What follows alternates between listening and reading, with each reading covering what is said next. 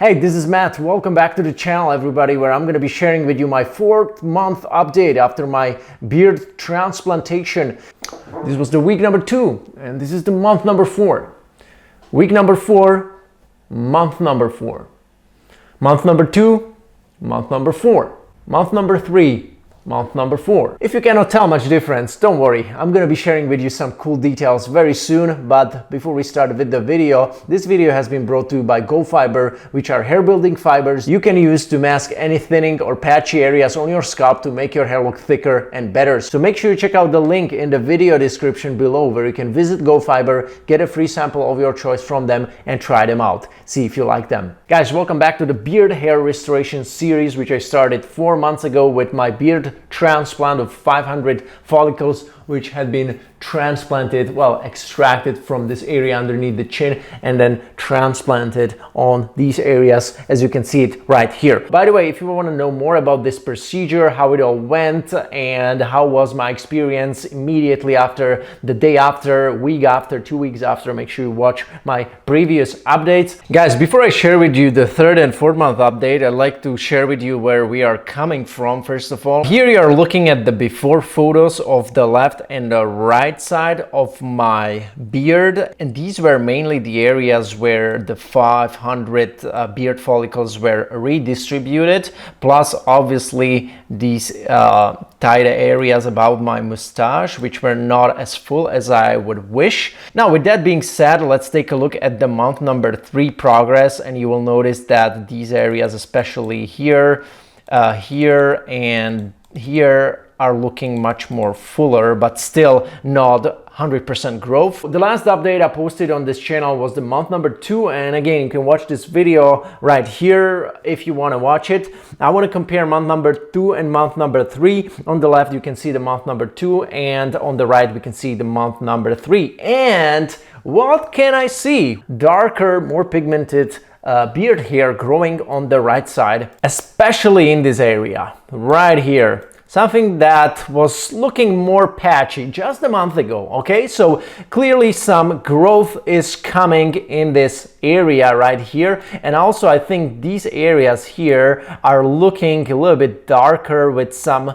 new grafts which are starting to sprout. All right, guys, as far as the left side, I don't think that a lot has changed between the month number 2 and month number 3. And I think it was because the left side was just shedding less as a result of the post-operative shedding, which by the way occurs with a hair transplant or beard transplant or any type of body hair transplant.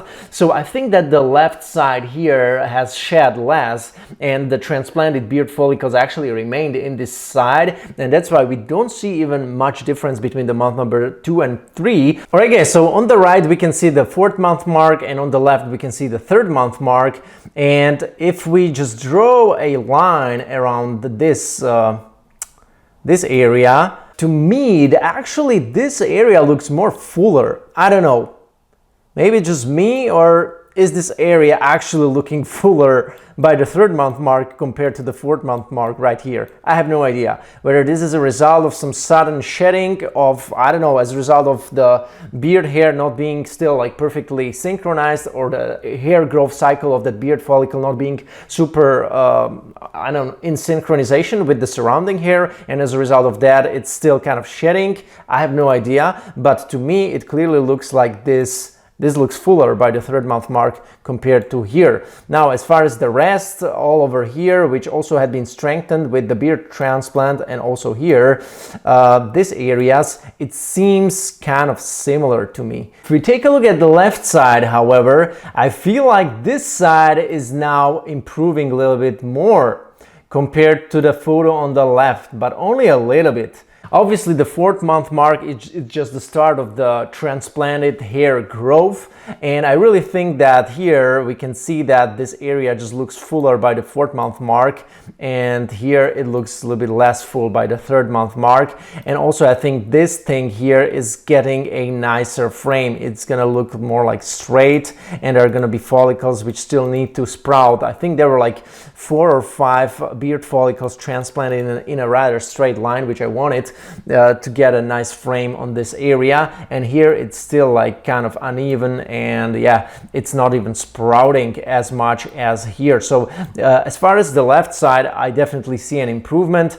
This is also something funny, especially take a look at these areas. These newly transplanted beard grafts are still now kind of growing out, not exactly as the hair around, you know, they're kind of growing like that, right? They're kind of sticking out more, as you can see here, especially on these 4 or 5 grafts. They're kind of sticking out like lazy, you know, but it's normal. This will definitely improve over time. And what I'm pretty much waiting for right now is for this left side become more like even and more like straight. And I'm waiting for these beard follicles to sprout around this line. It really can make a big difference if like 4 or 5 more follicles are going to sprout exactly on the line, as you can see it here right after the operation. Like literally on this one left line, I got 1, 2, 3, 4, 5, 6, 7, 8 follicles transplanted, which are gonna create this nice straight line. That's it. And the same on the other side. Here I also got just 1, 2, 3, 4, 5, 6, 7, 8, 9, 10 or 11 grafts around this line, which already should create that nice, you know, defined line effect which I wanted to achieve. And this is also a nice check to have such a high resolution photo of your recipient area right after the transplant, so we can compare it always and come back to this photo and see, check by the each 4th, 5th, 6th month mark how many of these follicles are sprouting, whether all of them survived or not. Because it can also happen, guys, that not all of these grafts will survive here, and it can happen that not all of these grafts on this line will grow. The same with here, and it may look slightly patchy. So I'm ready for it, because you can never get 100% graft survival even with hair transplant, not talking even about body hair. With body hair, the survival rate is actually even less than with the scalp hair. That's why you got to be ready for it, and you got to be ready for a potential touch-up. You can see that the grafts around this line are already starting to sprout, and that's why it creates this nice straight line.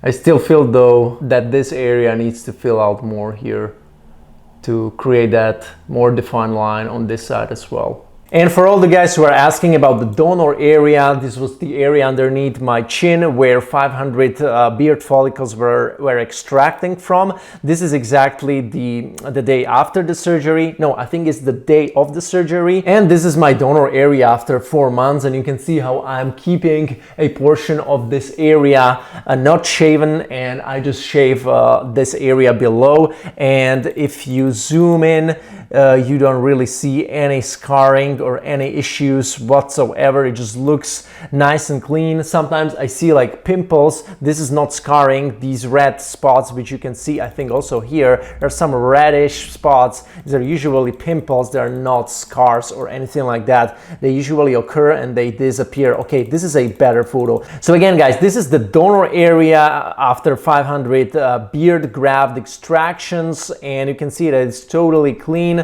The extraction have been done homogeneously, and the beard is not looking patchy. It's looking like it's thinner maybe, but to the naked eye, somebody who doesn't even know about beard transplants, it's not going to be even apparent. I'm sure you will agree on that with me. Alright guys, at the end I'd like to answer some of your questions which you posted onto my last beard transplant in Turkey update. I was talking about fatal consequences when doing the both beard and hair transplant at once. So what are these things? Guys, this is the video where I answered this question very extensively. So make sure you watch that if you are somebody who is interested in getting a beard and a hair transplant simultaneously. I wanted to get grafts from the neck like you, but the clinic here in Germany told me that they can't take grafts from my neck because it's too dangerous regarding arteries, and they can only take grafts from the back.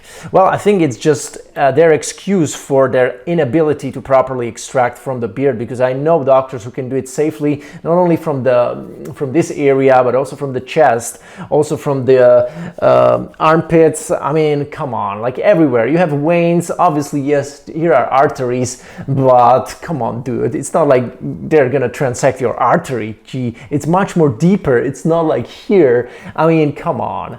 You know where the artery is. You're not gonna transect it with a manual punch. You're not cutting the throat with blade, man. You're not doing that. You're just punching grafts.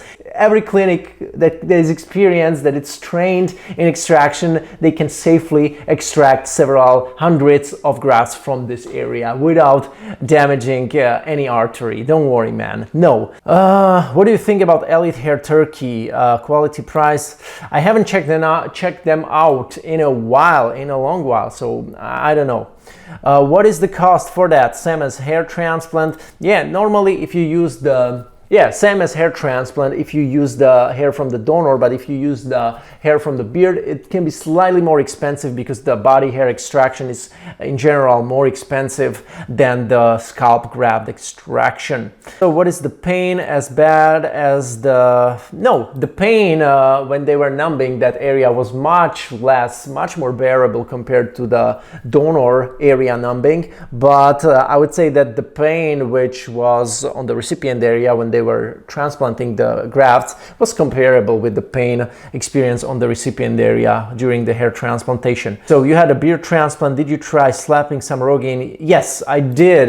When I was like early 20s, I did the needling, I did the Rogaine for a good amount of time, and I just was able to regrow what I was able to regrow, but not more than that. So yeah, that's why I did it. So write down the name of hospital is HLC from Ankara, from Turkey. And with that being said, thank you so much for watching the video. I'm gonna be here again with the 5th month update because I believe that something's gonna happen over the next month, especially more thickening and more growth around these lines. So I'm gonna keep you updated, so stay tuned. And with that being said, thank you so much for watching this video, and I'm gonna be here soon again with another update. Take care.